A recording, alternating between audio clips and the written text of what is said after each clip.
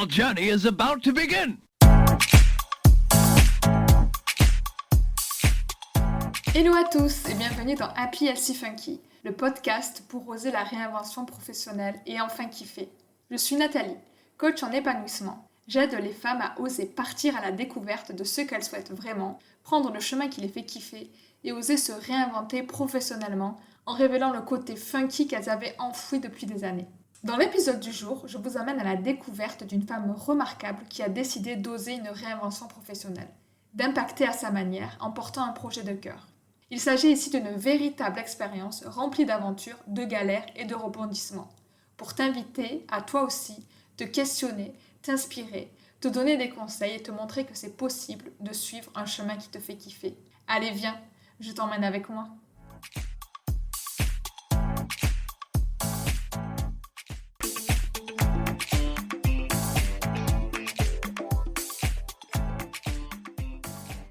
Aujourd'hui, je reçois Marie-Julie, une femme, maman, entrepreneur, multicasquette qui se définit comme multipotentielle. Elle nous raconte comment elle est passée de bibliothécaire dans une situation professionnelle très complexe à rédactrice de contenu, puis à coach créatif pour pouvoir faire rayonner ses différentes facettes. Elle nous livre sa définition du bonheur, ce qui a orienté ses choix et nous révèle sa plus grande fierté. Son parcours est riche en enseignements qu'elle nous partage dans cet épisode.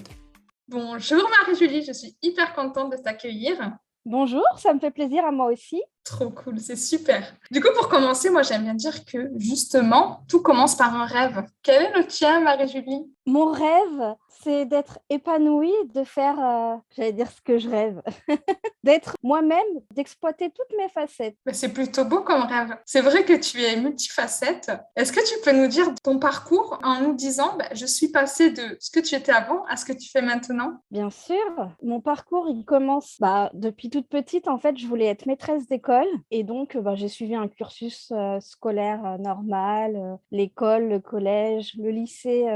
J'ai fait un cursus littéraire. J'ai poursuivi avec la fac. Une fois mon diplôme en poche, j'ai tenté les concours professeur des écoles parce que j'étais toujours dans mon focus. Je veux être maîtresse, je veux être maîtresse. Mais la réalité a fait que j'ai passé le concours 4 fois et que je l'ai raté 4 fois. Donc, au bout d'un moment, je me suis dit, j'aime bien être persévérante, mais il arrive un moment, il faut arrêter de souffrir.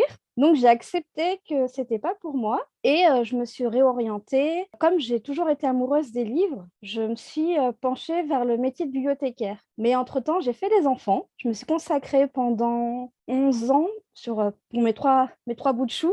Et une fois que mon dernier est rentré à l'école, j'ai eu envie de me recentrer un peu sur moi. Et c'est là que j'ai osé postuler pour être bibliothécaire bénévole dans l'école de mes enfants. Ensuite, j'ai osé aller à un créneau au-dessus. En fait, je me suis formée toute seule pour être bibliothécaire. J'ai passé le concours 2 fois ou 3 fois et je l'ai raté. Mais j'avais toutes les compétences techniques et j'avais pas la pratique. Mais un jour, j'ai vu une annonce et je me suis dit, allez, c'est pour toi. Tu y vas, tu fais comme si tu avais toutes les compétences et de toute façon, ce que tu sais pas, tu vas l'apprendre sur le tas. Mais ce job, il est pour toi. Et du coup, je suis allée avec cet état d'esprit à l'entretien et j'ai eu le poste. J'ai travaillé pendant 3 ans. Donc, je suis passée de contractuelle à titulaire. Et l'année dernière, au printemps, j'ai eu des difficultés avec ma hiérarchie qui a fait que j'ai tout lâché. J'ai osé tout lâcher. Je me suis posée avec moi-même. Et là, j'ai décidé que je voulais faire autre chose de ma vie. J'ai réalisé en fait que j'étais multipotentielle, que j'avais plein de passions, que je voulais faire plein de choses,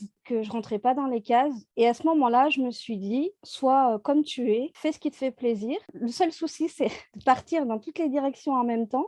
Je suis contente de moi parce que je me dis, enfin, je sais qui je suis, je sais ce que je veux faire et je sais que je peux le faire. Je peux faire tout ce que je veux et ça me remplit d'enthousiasme tous les jours. Quel beau parcours et quel rebondissement. Tu nous dis que tu as osé tout lâcher et on dit souvent qu'on a un déclic pour se réinventer professionnellement comme tu as pu le faire. Est-ce que c'est un déclic que tu as eu du coup ou est-ce que c'est plus un cheminement? Est-ce que tu peux nous expliquer cette partie-là? C'est un peu des deux en fait. Avec le confinement, je me suis posé plein de questions sur mon utilité au monde parce que je voyais les médecins, les infirmières faire plein de choses et moi, en tant que bibliothécaire, je me disais, à part proposer des livres aux gens, même si ça leur fait du bien, j'avais pas l'impression d'être utile. Et j'avais vraiment envie d'être utile, de partager des choses, d'inspirer. Le déclic est venu au moment où je suis sortie du harcèlement moral. Et là, je me suis dit, c'est le moment. C'est un mal pour un bien, en fait. C'est à ce moment-là que je me suis dit, bon, écoute, ça fait un moment que tu te poses la question de faire autre chose, d'apporter plus de choses au monde. Eh ben, vas-y, fais-le. C'est le moment. Et qu'est-ce que tu apportes alors aujourd'hui de plus au monde? Qu'est-ce que tu fais et quel est l'impact que tu souhaites avoir? Eh ben, l'impact que je souhaite avoir, c'est d'inspirer les femmes, d'être elles-mêmes, d'oser et de chercher surtout en elles. Parce que si j'en suis arrivée là, c'est que j'ai fait un long travail sur moi-même et que, en fait, j'ai envie de dire aux femmes, tout est en vous, en fait. Il suffit de le chercher. Et aujourd'hui, j'ai envie de les accompagner et de leur donner les clés pour chercher ce trésor et le dévoiler enfin au grand jour. Quelle belle mission. Et tu dis que tu es multipotentiel, multicasquette, c'est les termes que tu as employés. Est-ce que tu peux nous dire du coup quelles sont tes différentes facettes aujourd'hui dans ce que tu fais au quotidien? Qu'est-ce que tu proposes comme service pour qu'on puisse un petit peu mieux comprendre ta multipotentialité? Oui, je suis multicasquette, je suis maman déjà. C'est beaucoup, beaucoup de travail. C'est comme une mini-entreprise finalement d'être maman. Je suis femme, épouse, je suis auteure aussi. J'ai écrit des livres entre 2016 et 2017. Là, c'est un peu en pause, mais j'ai vraiment envie de m'y remettre cette année. Après, je suis en train de créer mon cocon de coaching pour accompagner au mieux les femmes. C'est très varié et ça reflète vraiment ta personnalité, je trouve. Qu'est-ce que tu as écrit comme type de livre? Tu disais que tu es auteur. De la romance contemporaine. Je suis de nature romantique, j'aime l'amour et du coup, c'est tout naturellement que j'écris des histoires d'amour. Quand on change de vie, on se réinvente professionnellement. On dit que c'est un peu comme sauter dans le vide sans parachute. Du coup, on doit faire face à ses peurs. Tu avais une situation où tu étais en bibliothèque, comme tu nous disais. Tu as eu quelque chose qui s'est pas forcément bien passé à ton travail, mais tu as quand même franchi le pas. Quelle a été, toi, ta plus grande peur quand tu as décidé de te réinventer professionnellement? Ma plus grande peur, je crois que ça a été la sécurité financière parce que j'étais bibliothécaire, donc titulaire. Tout le monde me disait: Ah, mais t'es folle, tu vas quitter un CDI à vie. Et finalement, la fonction publique, c'est pas l'Eldorado qu'on croit. Mais ma plus grande peur, oui, ça a été ça. Ça a été d'avoir rien du jour au lendemain et presque de repartir de zéro, en fait. C'est comme, je me suis toujours dit, c'est sauter avec un parachute, mais sans savoir comment on va atterrir. Et comment tu as atterri du coup? Comment tu as géré cette peur? Parce que là, tu continues d'avancer sur ton projet. Est-ce que tu as des astuces à nous partager? La positivité, la bienveillance envers soi-même. En fait, à chaque fois que j'ai peur, j'essaye de trouver quelque chose de positif à contrer envers cette peur. Et à chaque fois que mon cerveau me dit non, fais pas ça, et moi je me dis bah si, j'en suis capable. Et le mieux quand on veut avancer, c'est d'y aller petit pas par petit pas. Parce que si on se focalise d'abord sur le gros objectif, eh ben, c'est une montagne et ça fait peur, c'est sûr. Et du coup, on reste dans son coin, on procrastine, on n'avance pas. Et mon astuce, c'est d'y aller petit pas par petit pas et de fêter ces petits pas. C'est important de se féliciter soi-même, d'avancer à son rythme, mais d'avancer quand même. Et toutes les petites victoires sont importantes. Et du coup, tu parlais de petit pas par petit pas. Quel a été le premier pas du coup que tu as fait pour avancer vers ton nouveau projet? Très bonne question.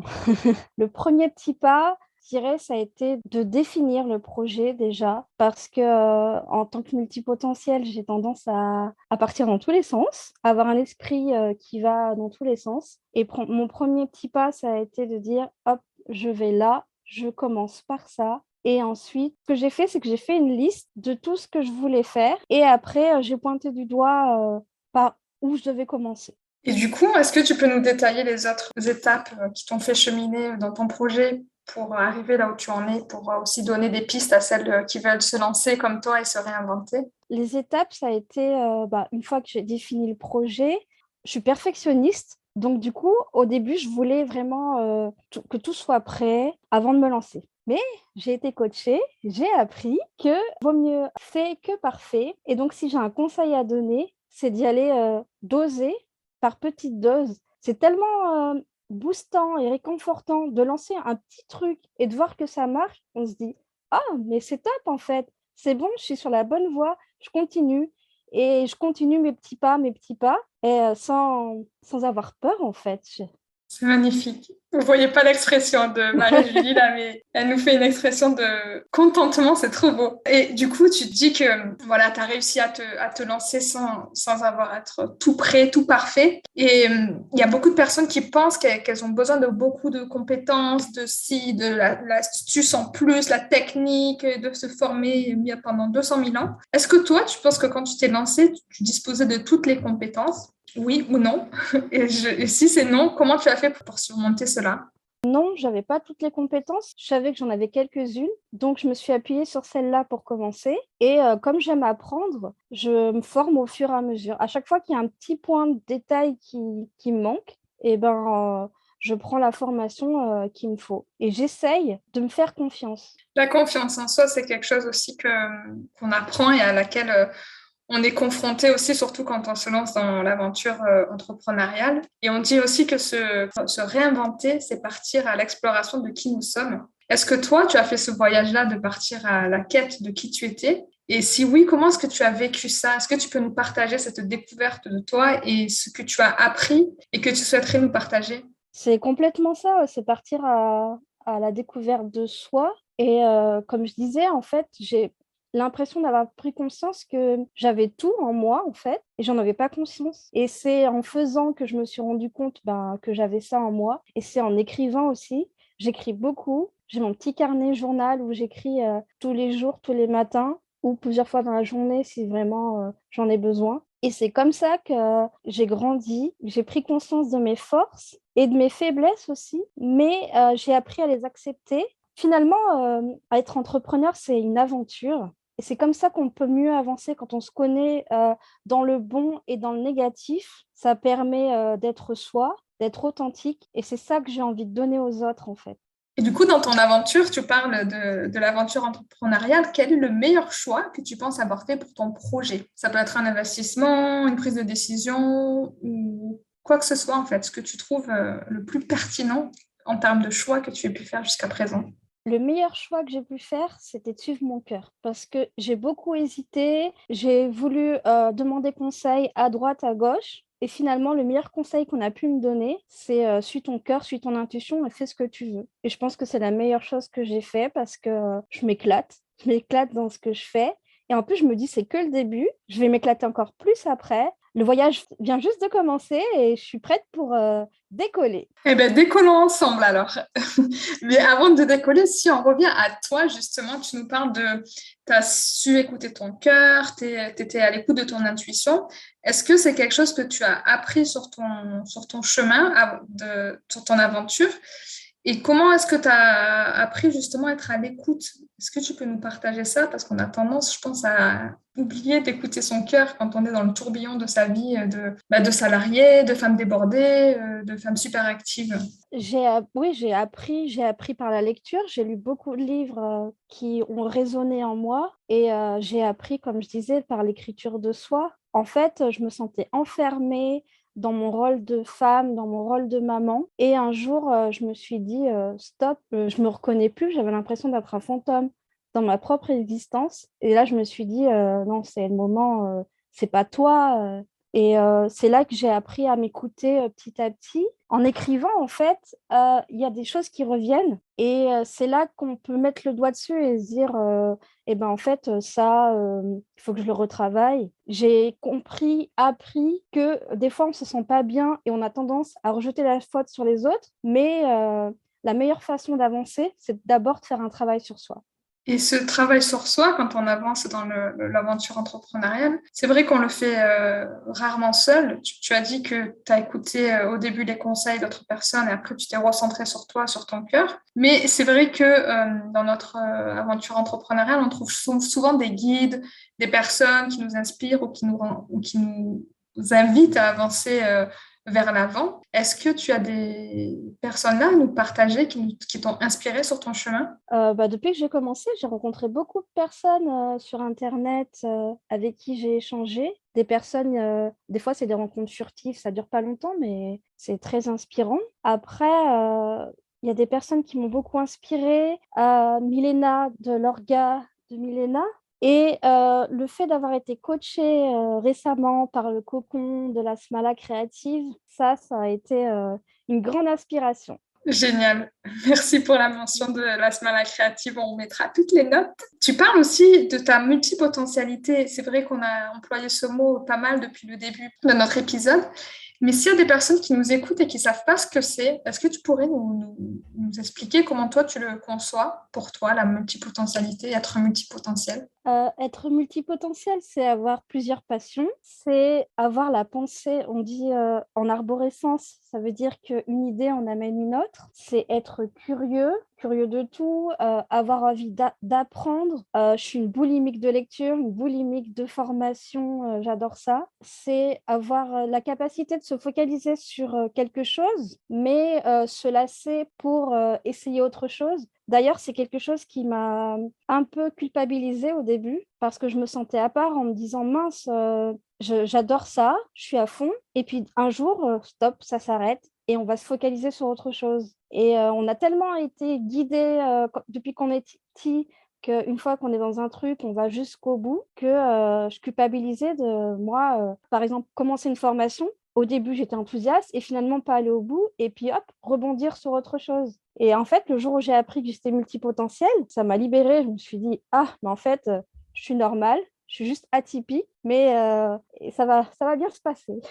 Et comment justement tu as appris que tu étais multipotentiel? J'ai fait un test sur Internet. C'est, je crois aux synchronicités de l'univers. Je surfais sur Internet, je ne sais plus pourquoi. Et c'est une petite publicité qui est apparue. Et là, le nom m'a paru étrange. Et je me suis dit, allez, je vais voir ce que c'est. Et du coup, j'ai fait le test. Et le test m'a révélé que j'étais multipotentielle. Et tu disais que du coup, tu as senti un soulagement quand tu as appris que tu étais pas bizarre, mais qu'il y avait un nom derrière ça. Comment tu as ressenti ça? Au départ, ça a été pas une douche froide, mais je me revois ce jour-là. Je suis restée assise un moment. Ça a été presque un choc, en fait. C'est bizarre à dire, mais j'étais choquée de découvrir ce que j'étais et en même temps, ça m'a fait du bien. C'est bizarre de dire que on est multipotentiel, donc on rentre pas dans les cases, mais finalement, de savoir que j'étais multipotentielle, c'était rentrer dans une case. Et j'étais contente d'être là-dedans et de me dire, mais en fait, je suis normale et qu'il y avait d'autres gens comme moi et que maintenant que je savais ce que j'étais, eh ben, je pouvais l'utiliser et mieux vivre. Qu'est-ce que tu préfères aujourd'hui dans ton quotidien? Qu'est-ce que je préfère? J'aime beaucoup avoir le monopole de mes journées, faire ce que j'ai envie. J'ai appris, au lieu de me dire il faut, et ben, c'est plutôt j'ai envie de, et j'ai envie de travailler, donc je travaille. J'ai envie de me reposer, donc je me repose. J'ai envie de sortir, donc je sors. J'aime m'épanouir dans les différents pôles de ma vie, que ce soit de maman ou de femme et de chef d'entreprise. J'essaye de jongler entre tout ça. Et aujourd'hui, je peux dire que c'est un épanouissement. Et justement, c'est quoi pour toi aujourd'hui la définition du bonheur? Ah ah, vaste question et gros sujet. Je lisais justement hier Le jour où le bonheur est là. C'est une BD de Becca. Une BD en fait en plusieurs tomes. Et là, c'est le tome 5 si je ne dis pas de bêtises. Et où les personnages s'interrogent sur la vision du bonheur. Et pour moi, le bonheur, c'est pas une fin en soi. Pour moi, le bonheur, il est là, il est partout, il est tous les jours. Il est dans les petites choses, dans le café qu'on se fait le matin, dans les câlins que les enfants me font le matin avant de partir à l'école, le soir avant d'aller au lit, dans un rire d'enfant, dans un petit mot de mon mari. Le bonheur, il est partout quand le soleil brille dehors. Un sourire radieux quand tu dis ça, en tout cas, c'est communicatif. Et est-ce que tu as toujours eu cette conception du bonheur, cette définition du bonheur, ou elle a changé justement dans ton cheminement? Non, elle a changé dans mon cheminement. J'étais tellement engluée dans ce qui allait pas, dans le négatif, que du coup, je prenais pas le temps de m'arrêter et d'apprécier les petites choses de la vie. Et quand je me suis arrêtée et que j'ai voulu faire ce tournant, et là, bah, j'ai commencé à vivre dans l'instant. Et est-ce que tu peux nous partager ton plus grand apprentissage justement depuis ton tournant, comme tu l'appelles? Mon plus grand apprentissage, ça a été que le bonheur dépend de soi et pas des autres. Je pense que ça a été la plus grande leçon que j'ai appris ces dernières années. Qu'on n'a pas besoin d'attendre que quelqu'un nous rende heureux, nous offre quelque chose pour être heureux. En fait, si on veut être heureux, eh ben, il faut le décider et c'est à nous de se donner le bonheur. Et le bonheur, comme je disais, il est partout de toute façon. Donc, ça ne sert à rien d'attendre qu'il arrive parce qu'il est là, il est déjà là, il est sous tes yeux, il est partout. Et donc, tu as juste à le cueillir comme les fleurs au printemps.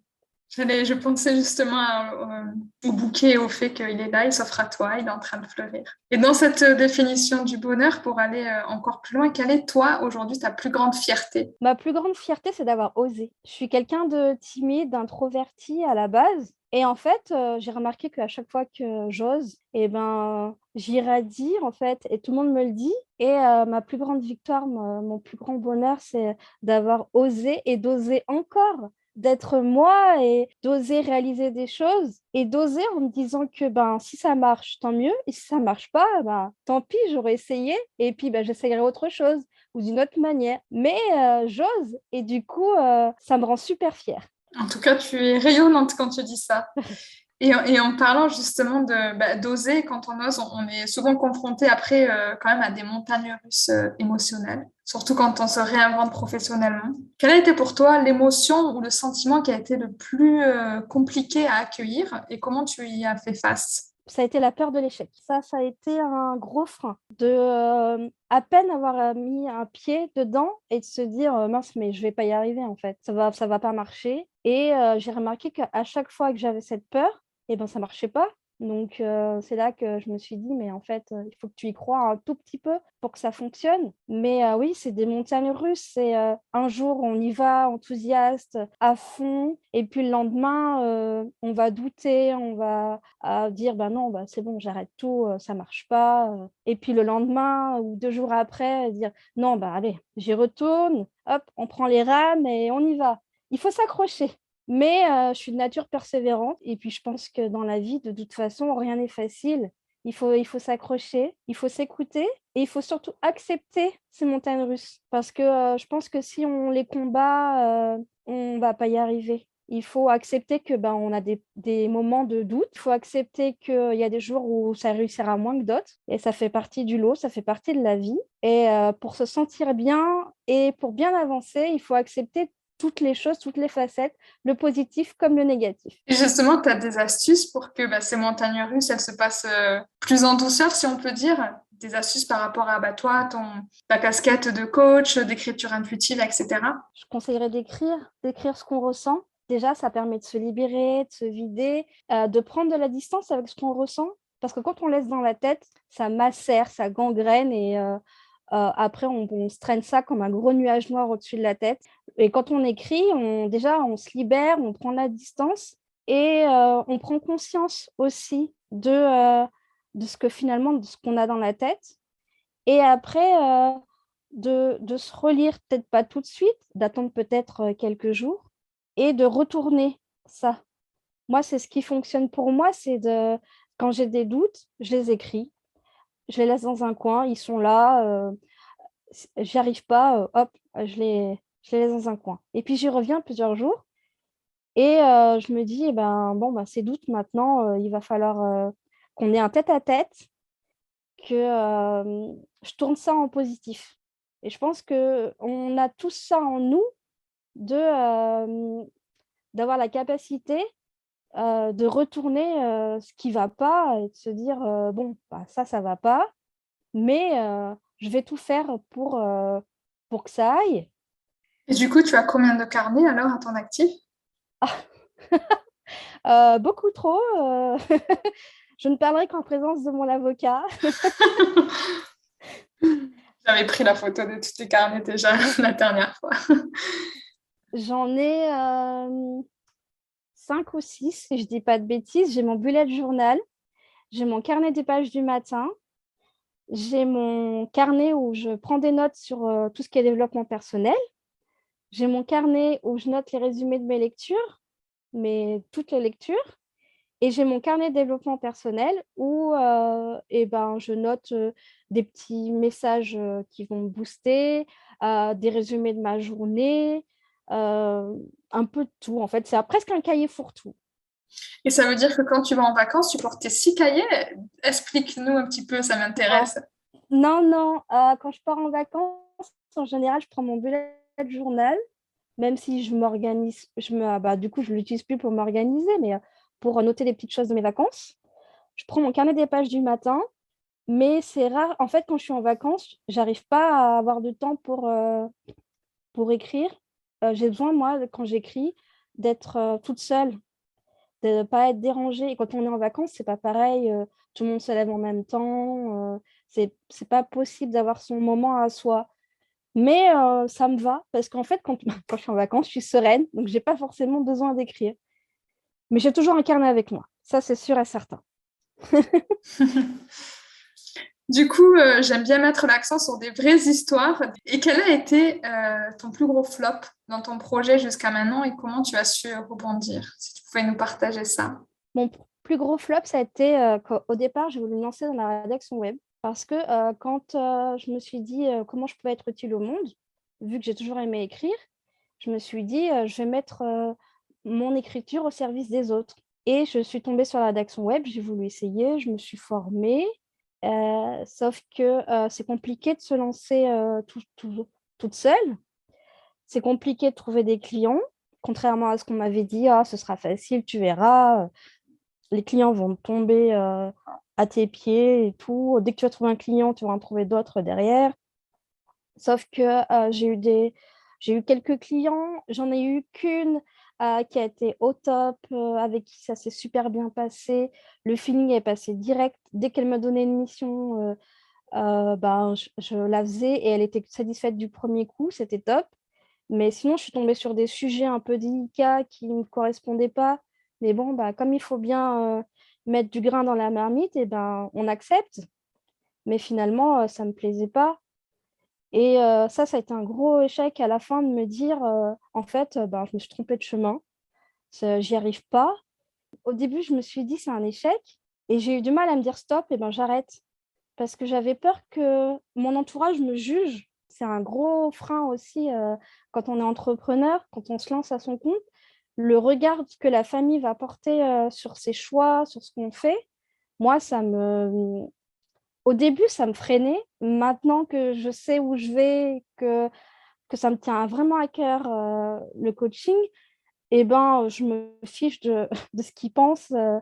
Et puis, de toute façon, ils voient que je suis épanouie, donc ça leur fait plaisir. Dans ce process que tu expliques, où tu te disais, ben, je suis en train d'avancer sur un chemin qui n'est peut-être pas le mien, de réaliser en fait que c'était pas forcément ce qui te fallait, c'est hyper intéressant comme analyse et comme émotion parce que beaucoup de femmes qui veulent se réinventer ben, passent par là. En fait, parce qu'on nous met dans la tête que ben il faut avoir une passion ou se faire porter par un truc qui nous attire et ça doit être la chose. Ça y est, la nouvelle direction, on n'a plus le droit de se tromper, c'est par là qu'il faut aller. Quel a été ton cheminement pour te dire, ben, ok, c'est pas forcément ça, mais pour te rassurer intérieurement et te remotiver à aller sur ben, un autre chemin, prendre une autre direction. Est-ce que tu peux nous partager ça? J'ai été ma meilleure copine, je vais dire, dans ce moment-là. Je me suis rassurée moi-même en me disant que j'avais essayé, que ça n'avait pas marché, mais que ce n'était pas forcément de ma faute. C'est des choses qui arrivent. Et du coup, j'ai pas eu peur de reprendre tout à zéro, en fait. C'est comme si hop, je froissais la partie rédaction web et je me suis dit, allez, hop, tu prends un nouveau carnet et tu repars de zéro. Et là, je suis repartie de zéro en me disant, je veux faire ça, ça et ça. Et les idées sont venues et j'ai pas eu peur de me réinventer, justement. Est-ce que il y a un conseil que tu aurais aimé donner à la toi d'avant ton aventure entrepreneuriale quand tu étais encore bibliothécaire? Oui, je me dirais, fais-toi confiance, ose, parce que je pense que j'ai raté plein de choses parce que j'avais peur d'essayer, peur de faire, alors que C'est en faisant qu'on apprend et personne ne peut voir qui je suis, mon potentiel, si finalement je le garde pour moi. Et donc, oui, si je devais revoir la Marie-Julie d'avant, je lui dirais mais fonce, cocotte, vas-y, tu as tout ce qu'il faut, vas-y, essaye, montre-leur qui tu es. J'adore cette phrase. Et justement, est-ce que tu as une phrase fétiche ou inspirante ou un mantra qui t'a aidé sur ton chemin à nous partager? Oui, mon mantra, c'est le seul voyage qui vaille la peine, c'est celui qui s'accomplit de l'intérieur. Bravo. Ça m'inspire un silence, un respect. Alors, on va passer à la partie qui s'appelle le funk des idées. En fait, c'est une partie où on tord les idées reçues sur la réinvention professionnelle. Donc, le concept, c'est que je te dis le début de la phrase et tu l'as fini. D'accord. C'est parti? C'est parti. Avant de me lancer, j'aurais jamais pensé que j'étais capable de faire tout ça. Ma plus grande peur, c'était de me lancer toute seule. J'ai mis longtemps à me décider, mais je l'ai fait. J'ai créé Créativité Plurielle. Quand j'étais petite, je rêvais que je serais auteure et maîtresse. Même si je suis maman, femme, je suis super occupée, mais je prends quand même du temps pour moi quand je lis un livre, quand j'écris et quand je fais rien tout simplement dans mon jardin. Très bien. Du coup, ce podcast, ça s'appelle Happy, Healthy, Funky, ose la réinvention professionnelle pour enfin kiffer. Est-ce qu'il y a quelque chose aujourd'hui que tu voudrais nous partager et qui te rend happy dans ton quotidien? Qui me rend happy en ce moment, c'est de construire mon entreprise pour aider au mieux les femmes. J'ai à cœur d'accompagner les femmes pour révéler le trésor qui se cache en elles. Et ça me rend heureuse et ça me rend heureuse de les inspirer. Génial. Est-ce qu'il y a une habitude healthy, un peu bien-être de ta vie de femme que tu voudrais nous partager? Faire du sport, tout simplement. Pas forcément du sport intensif, mais un petit peu danser. J'adore danser. Qu'est-ce que tu kiffes aujourd'hui et que tu ne pouvais pas faire dans ta vie d'avant? Je kiffe me faire passer en priorité. C'est quelque chose que je ne faisais pas avant et que j'ai appris à faire maintenant. Et je me rends compte que ça me rend heureuse et ça rend heureuse, ça rejaillit sur mon entourage. Donc, du coup, c'est extraordinaire. Est-ce qu'il y a un message final que tu aimerais faire passer? Mesdames, apprenez à vous connaître, écoutez-vous, écoutez votre cœur et votre intuition et allez-y à fond. Merci beaucoup Marie-Julie. Est-ce que tu peux nous dire où est-ce qu'on peut te retrouver et si tu as des actualités? Bien sûr. Alors, on peut me retrouver sur Instagram, sur Créativité Plurielle. Et je suis en train de préparer un programme de 21 jours pour se reconnecter à soi et libérer le petit trésor, le gros trésor qui sommeille en chaque femme. Génial, on a hâte. Merci beaucoup. Merci. Merci beaucoup d'avoir écouté cet épisode. J'espère qu'il t'aura aidé à avancer sur ton chemin, où que tu sois. N'hésite pas à venir me faire un petit coucou sur Instagram, @happy_funky, à télécharger ton guide pour avancer vers ton chemin de kiff. Et surtout, si cet épisode t'a plu, n'hésite pas à me laisser un avis 5 étoiles afin de faire connaître Happy Healthy Funky au plus grand nombre.